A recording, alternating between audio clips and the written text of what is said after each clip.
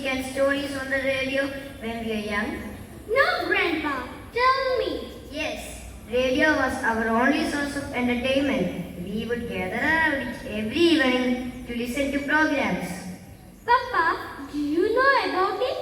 Yes, dear. Radio played a vital role in our lives. It not only entertained us but also kept us informed about current events. I remember listening to the news during the independence movement. Radio was our only source of information. But without seeing, how can you enjoy everything? We imagine everything in our mind.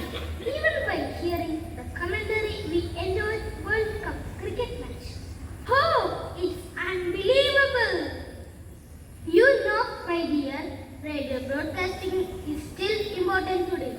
It helps us stay connected with the world and learn new things.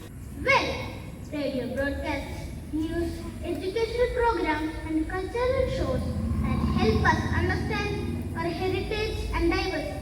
See dear, radio has been a part of our family for generations. It has brought us closer and informed us about the world.